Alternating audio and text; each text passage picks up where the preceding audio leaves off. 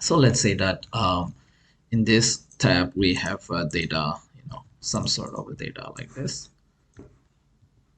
and we want to clear the data, let's say from A1 till F12. So you can specify a range like we do in Excel, and then we're saying the name of the file is going to be this, and then the range is going to be this, the range we want to clear. Okay. So in Google Sheet methods, if you just specify, like the column like this, it's gonna delete all the data till F column, till the last row.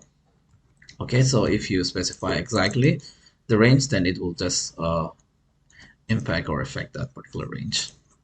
So starting the service and then terminating the service, calling the clear values method, and then this is the ID, so looking up the ID again using the file, and then this is the range to clear. Okay, now let me run this.